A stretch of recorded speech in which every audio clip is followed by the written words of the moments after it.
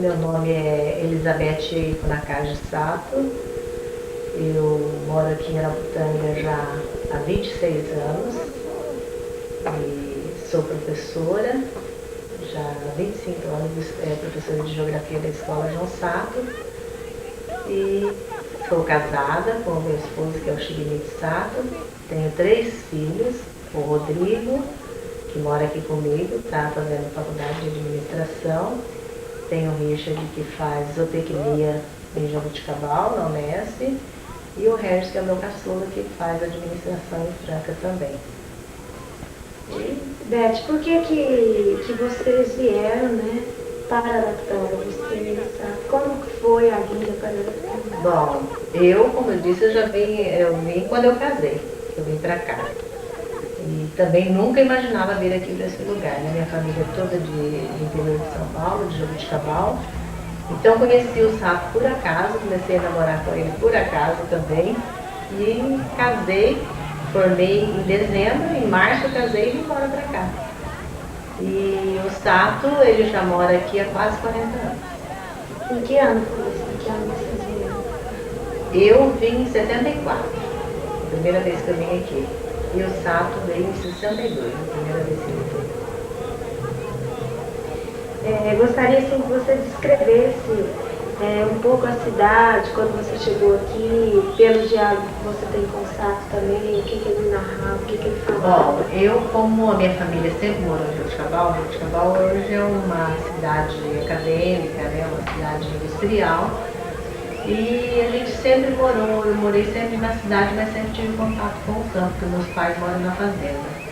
E quando eu conheci o Sato, que eu vinha pra cá, todo mundo achava que eu era louca. Falava que eu ia virar um dia que a onça ia me comer. Eles achavam assim que era um absurdo eu vir pra cá. E ele pintava isso daqui pior do que era. Então, prova é que quando eu ia me casar, eu não queria vir aqui antes de casar. E meu pai me obrigou a vir aqui, porque ele falou, eu não quero ninguém voltando para trás, né? Para casa, você vai conhecer, se realmente você gostar, você fica, senão você não casa, não vai para lá. Mas quando eu vim para cá, achei muito longe, muito mesmo, perguntava para todo mundo onde que é, falei, ali, e nunca chegava. E nós íamos para ficar uma semana, só para você ter uma ideia.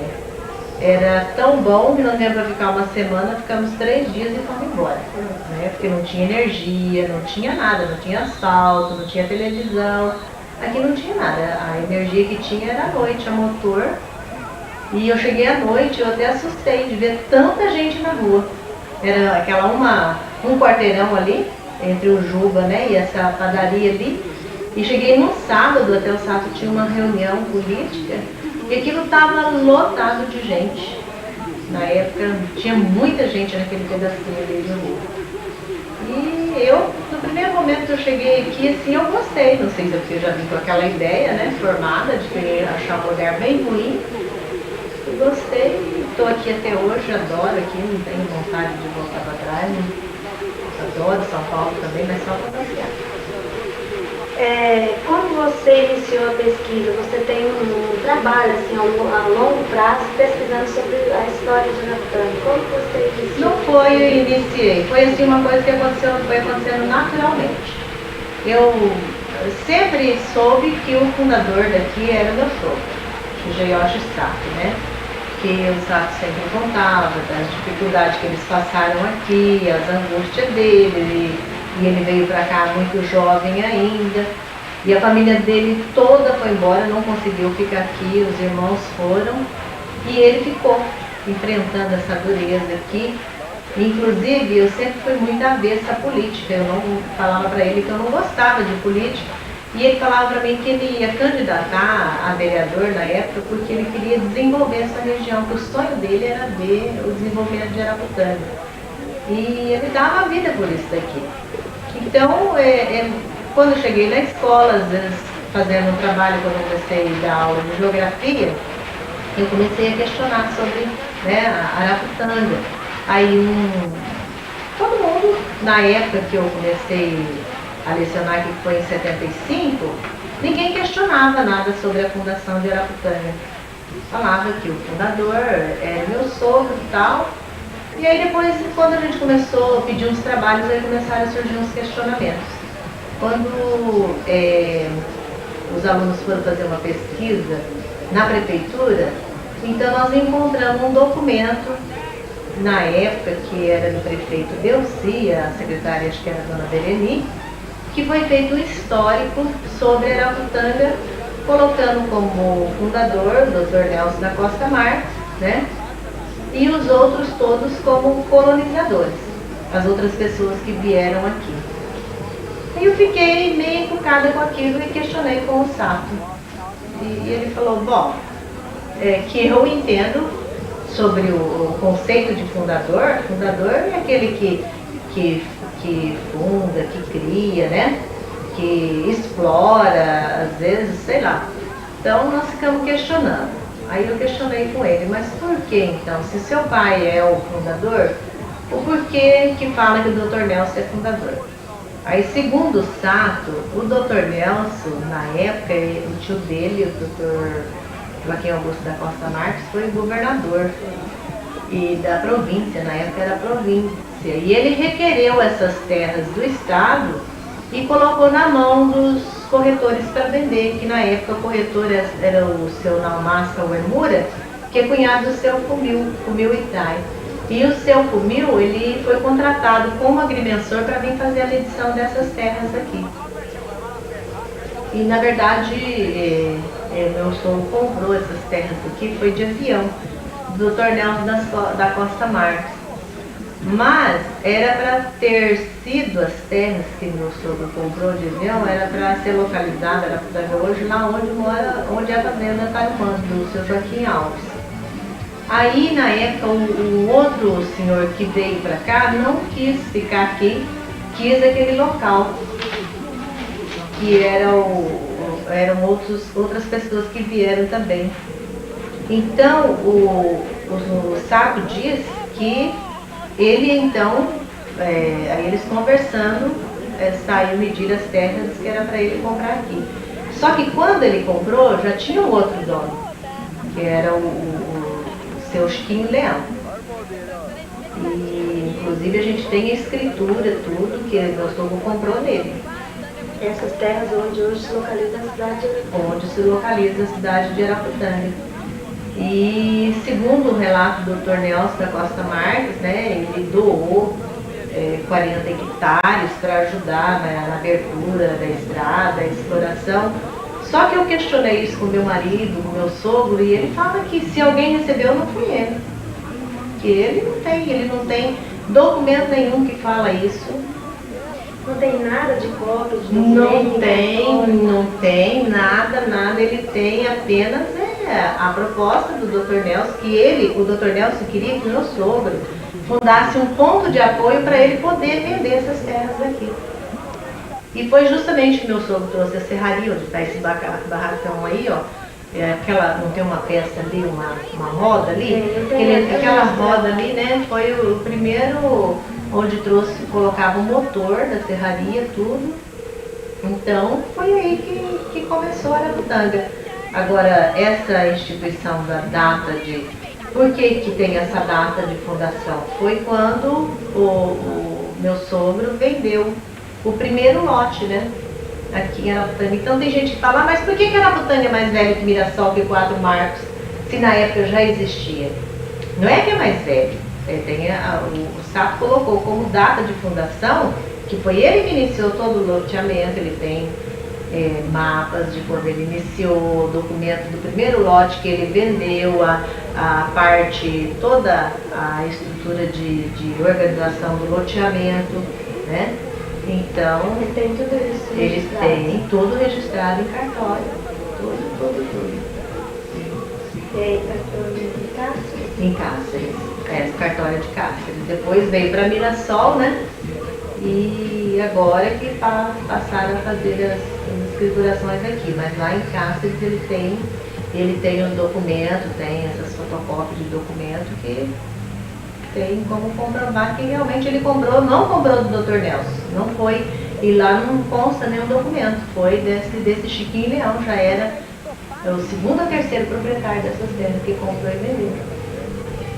E assim, processo, você nunca pensou em concluir essa pesquisa tua, ou você tem planos para... O meu plano era assim, por exemplo, eu pensei, o dia que eu me aposentar, eu precisaria de ter o respaldo de uma pessoa que entende dessa parte de história, da parte política, para orientar. A minha intenção seria fazer um trabalho em relação a isso.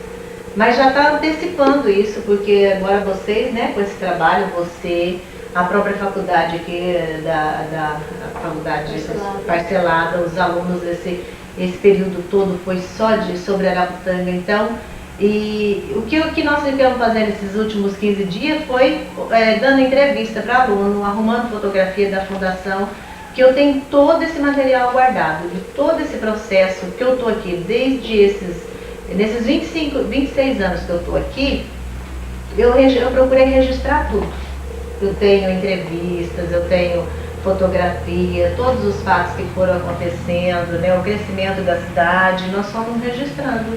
E eu ainda quero fazer um acervo, eu tenho um acervo aí que eu falei, uma hora ainda vou organizar isso daí, ou no livro, ou alguma coisa, fazer uma exposição, às vezes até com o apoio da faculdade, né, o que eu puder auxiliar. Mas ao longo de todo esse conhecimento que você vem acumulando em relação ao histórico de Araputanga, qual a conclusão que você chegou? Olha, eu sou suspeita para falar, porque eu tenho a minha parte familiar, que quando eu vi esse documento, eu fiquei assim, porque eu questionei até com meu marido. Por que o nome deles, que eles tanto lutaram aqui, fizeram por isso daqui, inclusive minha sogra, ela precisou ir embora por problemas de saúde quando ela chegou aqui, enfrentar tudo isso daqui, né? Por que eles não constavam no histórico de fundação de Araputanga? E constava apenas o Dr. Nelson da Costa Marques e outras pessoas que chegaram aqui primeiro, né? E eles que sempre deram sangue por aqui e lutaram por isso. Lógico que ele vendeu, mas se você for analisar, se você for computar o preço que foram vendidos esses lotes e o que tem de doação aqui, a maior parte da nossa fazenda foi doada para que a cidade se desenvolvesse. Até para os bancos, as indústrias, tudo que tem aí, essas, né? Eu sei que automaticamente pela lei, praça, essas coisas, você tem que doar, mas quase tudo aqui foi doado. Em outro lugar a gente não vê isso. É tudo vendido. Então, o que o SAP conseguiu vender nesses lotes foi para organizar a infraestrutura, porque quando não tinha prefeitura aqui, tudo era pago. Não tinha nada, ele que tinha que fazer isso, tirar do bolso dele. Então, mal dava para pagar as despesas de organização do loteamento. E aí eu fiquei me questionando, então, como esposa, como participante da família, e como professora também, vendo essas coisas, a gente lê muito, né? Eu sempre fui muito, assim, preocupada em organizar as coisas e realmente relatar o que é real. Não tirando proveito disso, nem daquilo, nem sendo imparcial. Então eu achei que não estava certo, foi por isso que eu comecei a questionar e a colher material e a organizar para um dia ter um conhecimento maior, poder aprofundar mais, poder estudar e chegar numa conclusão. Não que isso seja assim para dizer que é o fundador, para envadecer, mas às vezes eu acho assim, é um reconhecimento pelo trabalho prestado numa comunidade como a nossa, né? Que é uma família, não digo a família do meu marido toda, mas meu marido ele dá a vida por isso daqui. E ele, às vezes, ele poderia estar muito melhor, né, em outro lugar, economicamente, mas ele não pensa assim, ele sonha com uma cidade que desenvolva, que tenha dias melhores, que tenha infraestrutura, uma educação. Inclusive ele quer que os filhos venham para cá, não sei nem se meus filhos vão ver, que a minha família toda mora em São Paulo. Então ele fala, daqui eu não saio, daí eu não vou embora, eu vou morrer aqui em Araputanga. Isso desde que eu conheci, há quase 30 anos, ele fala a mesma coisa. Isso eu acho que a polêmica um pouco vem a partir do conceito. Qual o seu conceito? Você começou a falar agora aí. Qual o seu conceito de fundador? Fundador, né, é aquele que funda, aquele que cria, aquele que que organiza. É esse conceito que tem aí no dicionário, que eu até fiquei me questionando, então eu fui também pesquisar sobre isso daí. Então, sei lá, eu até naquele pequeno histórico que a gente fez sobre Araputanga, e alguma coisa que eu colhi que foi em 1988, que acho que eu fiz um pequeno histórico que a escola, eu estava na coordenação, a escola solicitou que eu fizesse. Como não tinha muita coisa, então eu comecei a fazer pesquisa com as pessoas, entrevistar. E a partir daí, com as pessoas que já moravam aqui, já bem antes, a partir daí que foi formando esse conceito aí de fundação de Araputanga. Como você vê essa polêmica hoje? Como que ela iniciou na tua vida? Eu acho que essa polêmica ela veio em função da política. Porque na época que Araputanga se emancipou, o prefeito e o deputado, eles eram adversários políticos do meu marido. Então eles falaram assim que aqui Araputanga servia para jogar capim e virar mato, virar pasto, que Araputanga não ia se desenvolver nunca. E ele jurava de pé junto que jamais isso ia acontecer, que ele ia lutar para que isso desenvolvesse, que ela ia virar uma cidade. Inclusive, esse fato dele estar na política hoje é justamente por causa disso, por amor a essa cidade. Então eu vejo assim, como uma luta de alguma coisa que realmente, sei lá, ele ama isso daqui, deu a vida por isso daqui, é como se fosse um filho. Eu vejo por esse lado aí. E essa questão política, ela é polêmica em todo lugar. Então, quem fez o primeiro histórico? Nós não fomos consultados. Ninguém veio nos entrevistar quando foi fazer isso daí. E todo mundo sabia. Foram entrevistar quem? As pessoas que vieram depois. E por que assim, o tema do meu projeto é o Pai Fundador? E eu coloco aí no início que toda cidade define o fundador, né? E Araputanga ainda não tem esse fundador definido. E só para a gente concluir essa entrevista, eu gostaria que você falasse, na tua opinião, porque é tão importante uma cidade ter um pai fundador. Não, eu acho assim que se numa família tem uma pessoa que luta por aquela família, é um pai e uma mãe, né, eles são responsáveis por aquilo ali. No município aqui, você conhece outra pessoa que lutou mais do que o Sato por isso daqui? Ele teria algum outro objetivo se não fosse isso? Não teria. Ele veio com esse objetivo, ele largou tudo, gente. Ele era rapazinho, ele veio pra cá, ele não tinha 20 anos, ele largou estudo, largou tudo. O pai dele falou, meu filho, olha, o que eu tenho é isso. Quem quiser, se você quiser ficar com isso daqui, cuidar disso daqui, você vai cuidar. Os seus irmãos vão embora, vão estudar. Vai estudar por conta, vai se virar. Os irmãos deles hoje todos são professores da Unicamp, são professores formados com 2 faculdades, tem dentista, tem professor, tem engenheiro, todos estão bem de situação. E ele preferiu ficar aqui. Por quê? Porque ele tinha, como filho mais velho, o pai dele sempre foi muito obediente ao pai. O sonho do pai dele era transformar isso daqui numa cidade, né? Então ele luta e ele defende o pai dele como fundador, porque realmente foi ele que iniciou. Inclusive ele perdeu quase todo o capital que ele tinha aqui, porque ele investiu tudo aqui. Naquela época não tinha condições nenhuma, era tudo atrasado, precisava fazer financiamento, tudo que você plantava você perdia, você não vendia. Teve que hipotecar metade da fazenda, perdeu essa metade. Então o que restou, que foi uma parte, que foi 300 hectares, é que ele lutou por aquilo ali. Ele foi loteando, né? E tem uma pequena parte hoje ainda aí. E ele, se você falar para ele, você vai sair daqui, você vai mudar daqui, ele não muda. Inclusive eu até questionei, falei, morar numa casa tão grande como essa, hoje com tanto assalto, só nós aqui, só nós dois, os filhos tudo fora. Eu creio que eles não vão votar, minha família é toda lá de São Paulo, eu tenho casa lá, tenho estrutura, tenho condições de voltar, mas ele disse que jamais, daqui ele não sai. Fiz proposta para ele mudar daqui para o centro, vender daqui, comprar uma casa menor. Ele, não, aqui começou Araputanga, aqui eu vou ficar. Eu não saio daqui. Eu só saio daqui se for para morrer. Então esse é o questionamento dele. Então eu vejo assim como uma pessoa que defende como se fosse um filho, com unhas e dentes. E ele não abre mão disso e eu não acho justo. Por exemplo, você doar uma vida toda para uma causa dessa e não é, seria um reconhecimento de alguma coisa que se fez. E o fundador então seria mais o Sato ou o seu João Sato?